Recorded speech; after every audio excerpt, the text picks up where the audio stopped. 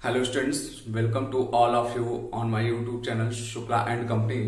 बेटा आज हम BHU बीकॉम एंट्रेंस का अकाउंट का नेक्स्ट क्लास करने जा रहे हैं, जो कि आपके BHU बीकॉम एंट्रेंस में इस क्लास से एक क्वेश्चन एटलीस्ट एग्जाम में दिलाएगा। ठीक है, तो आज की क्लास जो करने वाले हैं उस क्लास को स्टार्ट करने से पहले हम ये बोलेंगे कि जो नए स्टूडेंट्स इस चैनल को विजिट किए हैं या सब्सक्राइब किए जुड़े हैं, वो पिछली क्लासेस देख लें। जहां पे उनको कोई भी कंफ्यूजन होता है वो व्हाट्सएप पे मैसेज करके पूछ सकते हैं। ठीक है, तो चलते हैं आज की क्लास पे, देखते हैं आज का जो हमारा टॉपिक है। ये हमारा आपको याद होगा लेजर के बारे में हम लोग पढ़ चुके थे। तो लेजर के बाद जो हमारा बनता है अगला अकाउंट मीन्स अकाउंटिंग में हम देखते हैं, तो ये होता है ट्रायल बैलेंस, जिसको हम बोलते हैं हिंदी में तलपट। बेसिकली ट्रायल बैलेंस या तलपट होता क्या है इसके बारे में हम आपको बता देते बेटा। ट्रायल बैलेंस आप भी देखो, ये कुछ कोई अकाउंट्स नहीं है। ट्रायल बैलेंस ये क्या है कि आपका कर सकते हो कि एक समरी वे है जो लेजर का क्या कर सकता है, बैलेंसेस ऑफ अकाउंट्स बताता है। मीन जो लेजर हम बनाए होते हैं उसमें जो अकाउंट्स के बैलेंस आए हुए थे उसी चीज को क्या करता है, ये ट्रायल बैलेंस हमें बताता है। और ट्रायल बैलेंस दूसरा काम क्या करता है कि हमें हेल्पफुल करता है, मीन्स हमें हेल्प करता है कि फाइनल अकाउंट जो हमारा ट्रेडिंग अकाउंट है, प्रॉफिट एंड लॉस अकाउंट है, बैलेंस शीट है, उसको बनाने में हमें क्या करता है, मदद करता है।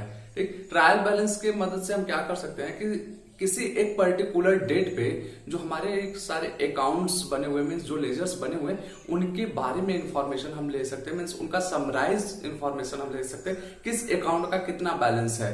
तो आप कभी भी इस चीज को नहीं कर सकते। ट्रायल बैलेंस कोई अकाउंट है, हमेशा इसको बोला जाता है trial balance is a statement. ठीक है, तो हम देखते हैं कि इसके अगर इसके बारे में हमें लिखना हो तो क्या हो सकता है, तो कह सकते हो आप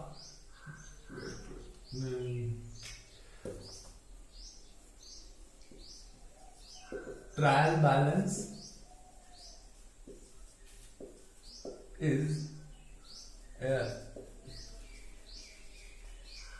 स्टेटमेंट। बेटा इसको आप अंडरलाइन कर सकते हो क्योंकि ये डायरेक्ट पूछा जाता है। ट्रायल बैलेंस आपका कोई अकाउंट है या स्टेटमेंट है, तो आप कह सकते हो ट्रायल बैलेंस इज स्टेटमेंट, या आप कह सकते हो किसी को आगे which give the summary of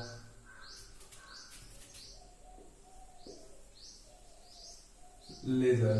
means summary क्या करता है, लेजर की समरी देता है। समरी का मतलब होता है सारांश, जिसको हम कह सकते हैं बेटा ब्रैकेट में कि हम इसको कह सकते हैं बैलेंसेस ऑफ अकाउंट्स, कि जो हम क्या करते हैं लेजर बनाए होते हैं उस लेजर में जो भी हमारे अकाउंट्स के बैलेंस आते हैं उस बैलेंस को ये बताता है। ठीक है, और इसी के साथ इसका जो अगला पॉइंट ये है बेटा, it is prepared on a particular date.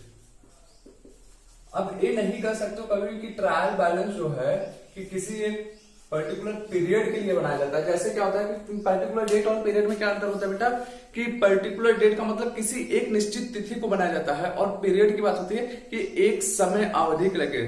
जैसे आप ट्रेडिंग अकाउंट बनाते हो तो वहां पे हेडिंग देखते होगे for the year ended, means एक पर्टिकुलर ईयर के लिए वो बनाया जाता है। लेकिन बैलेंस शीट में क्या होता है, एज ऑन डेट। तो उसी तरीके से ट्रायल बैलेंस भी क्या है आपका, एज ऑन डेट की बात करता है। मीन्स किसी एक निश्चित तिथि को बनाया जाता है। जिस दिन भी आपको क्या करना है कि लेजर अकाउंट के बैलेंसेस को जानना है तो बना सकते हो ट्रायल बैलेंस को सारे। ठीक है, अब एक चीज और इसके बारे में होता है बेटा, it does not follow any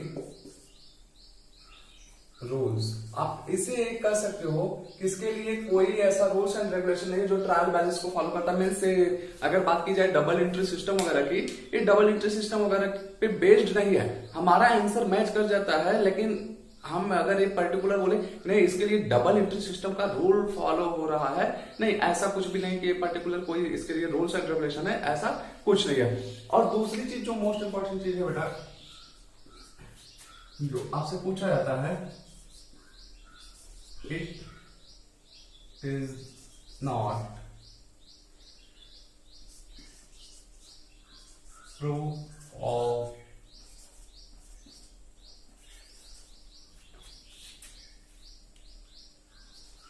accuracy of accounts. Means आप ये कर सकते हो, यहाँ पे एक्यूरेसी की बात जब हम कर रहे हैं एक्यूरेट की, तो 100% की बात कर सकते हो। मीन्स ये ट्रायल बैलेंस जो आपका है ये 100% ये चीज नहीं बता रहा कि जो भी आप बुक्स ऑफ अकाउंट्स बनाए हो, लेजर वगैरह बनाए हो, वो सब कुछ सही है 100%। कि मैं ये इस चीज को नहीं बताता है। ये केवल क्या करता है, एक gives only arithmetical accuracy। Arithmetical का मतलब क्या होता है बेटा, अंकगणित से रिलेटेड बात कर रहा है। मीन्स ये केवल आपका जो टोटल मैच हो जाता है तो ये बता देता है अमाउंट से रिलेटेड आपकी कोई भी एरर्स नहीं है, मीन्स कोई भी अशुद्धियां नहीं है। बाकी क्या है कि ये नहीं बता सकता कि हाँ जो आप सारे एंट्री की हो वो सही है कि नहीं सही है। फॉर एग्जांपल अगर हम बोले कहीं पे कोई एंट्री हम कर रहे हैं जहां पे हमें अमाउंट लिखना था 10,000 रुपए, और उस 10,000 की जगह हम क्या किए, दोनों साइड में डेबिट क्रेडिट में एक जीरो बढ़ा के कर दिए 1,00,000 रुपए, तो हमारा ट्रायल बैलेंस जब बनाएंगे सब कुछ मैच कर जाएगा। लेकिन क्या है, अभी भी एरर्स रहेगा। तो कहने का मतलब हुआ कि ट्रायल बैलेंस हमारे अकाउंट्स के प्रूफ की बात नहीं करता है, केवल ये क्या करता है कि समराइज में दे देता है आपको। और अगर आपका ट्रायल बैलेंस मैच कर गया तो आप कर सकते हो, अर्थमेटिकल एरर्स नहीं है, अंकगणितीय अशुद्धियां नहीं है। अभी ट्रायल बैलेंस का जो हम बात करें कि इसका क्या बेनिफिट्स है, तो आप नॉर्मली कर सकते हो कि ट्रायल बैलेंस है सबसे पहली चीज कि हमें कि सारे जो हमारे अकाउंट्स हैं, जब हम सारे अकाउंट्स की बात करते हैं बेटा, उसमें मेरे पर्सनल नेचर, रियल और नॉमिनल नेचर सभी अकाउंट्स आ जाते हैं। उनके बैलेंसेस जो होते हैं, बैलेंसेस ऑफ अकाउंट्स को बता देता है। और ये क्या होता है कि हमें फाइनल अकाउंट बनाने में क्या सकता है, मदद करता है कि ओके।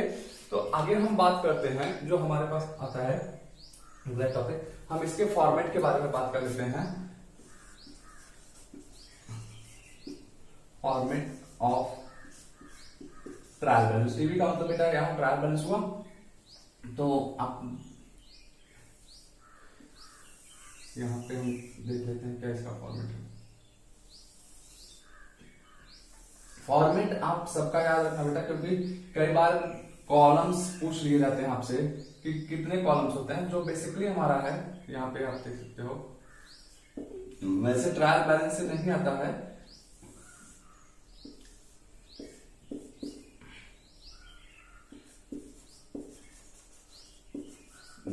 सीरियल नंबर पहला कॉलम आपका बेटा, फिर नेम ऑफ अकाउंट्स, फिर एलएफ लेजर फोलियो, फिर यहाँ पे debit balance and credit balance. और यहाँ पे हम कर सकते हैं name of the business organisation, और जो डेट दे देते हैं एज ऑन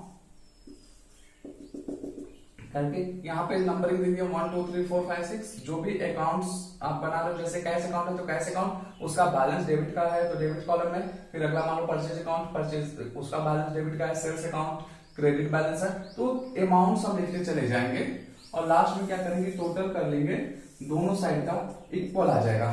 ठीक, तो अब एक चीज और यहाँ पे हम ध्यान देते हैं कि ट्रायल बैलेंस को प्रिपेयर करने के कौन कौन से मेथड्स हैं हमारे।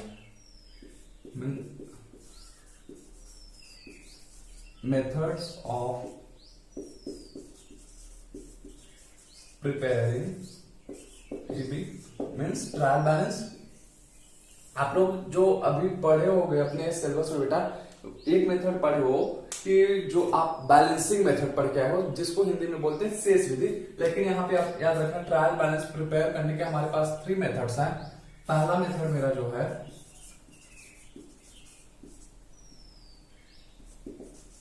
बैलेंसिंग मेथड, जिसको बोलते हैं शेष विधि।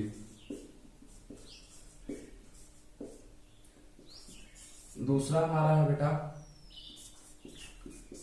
टोटल मेथड, जिसको बोलते हैं योग विधि। थर्ड हमारा है balancing and total method, means इसको शेष योग विधि बोलते हैं। वह एक विधि, देखो बेटा ये तीन मेथड जो है इसमें से आप शेष विधि पढ़ चुके हो। जो शेष विधि क्या होता है, मीन्स बैलेंसिंग मेथड, कि आप इसी फॉर्मेट में ट्रायल बैलेंस को बनाते हो कि अगर कोई भी अकाउंट है, जैसे अभी हमने बोला कैश अकाउंट है, कैश अकाउंट का डेबिट साइड का बैलेंस है, मीन जो उस अकाउंट का डिफरेंस आता है डेबिट या क्रेडिट का, उसको हम लिख लेते हैं। डेबिट का होगा तो डेबिट में लिखेंगे, क्रेडिट का होगा क्रेडिट में। जो आप लोग अभी पढ़े हो उसको बोला जाता है बैलेंसिंग मेथड से ट्रायल बैलेंस। लेकिन जो हमारा टोटल मेथड है, टोटल मेथड में क्या होता है, जो यहाँ पे हमारा अमाउंट का कॉलम है डेबिट बैलेंस क्रेडिट बैलेंस, तो यहाँ पे बैलेंस की जगह हो जाता है डेबिट टोटल क्रेडिट टोटल। अब अगर हम यहाँ पे कैश अकाउंट का लिखे बात, अगर कैश अकाउंट की बात करें तो कैश अकाउंट लिख लेंगे, और कैश अकाउंट में जो उसका लेजर होगा डेबिट साइड का टोटल हम डेबिट कॉलम में लिखेंगे, क्रेडिट साइड का टोटल क्रेडिट कॉलम में लिखेंगे। फिर इसी तरीके से मान लो परचेज अकाउंट हम लिख रहे हैं तो परचेज अकाउंट का डेबिट का टोटल डेबिट साइड में लिखेंगे, क्रेडिट का टोटल क्रेडिट साइड में। हम वहां पे डिफरेंस नहीं लेते हैं टोटल मेथड में। ओके, फिर नेक्स्ट आपका जो है balancing and total method. Balancing और टोटल मेथड में क्या करेंगे, हमारा जो ये अमाउंट का कॉलम है एक 4 कॉलम्स हो जाएगा, मीन्स 2 कॉलम आपके होने वाले बैलेंसिंग मेथड का जो एक कर रहे हैं, 2 कॉलम आपका हो जाएगा टोटल मेथड का, वो भी debit total credit total. Balancing method वाले में जैसे हम मीन्स यहाँ पे क्या करेंगे, बैलेंसिंग वाले में बैलेंसिंग मेथड का कॉन्सेप्ट यूज करेंगे। मीन्स अगर हम कैश अकाउंट की बात करें तो अगर उसका डेबिट या क्रेडिट बैलेंस होगा उसको लिखेंगे। टोटल मेथड वाले में क्या करेंगे, डेबिट और क्रेडिट का दोनों साइड का टोटल लिखेंगे, मीन्स डेबिट का टोटल डेबिट साइड में, क्रेडिट का क्रेडिट में। एक तरीके से हम कह सकते हैं कि जो बैलेंसिंग एंड टोटल मेथड है इन दोनों का कॉम्बिनेशन है, मीन्स इन दोनों का एडिशन हम कर दें तो क्या हो जाएगा, बैलेंसिंग एंड टोटल मेथड हो जाता है बेटा।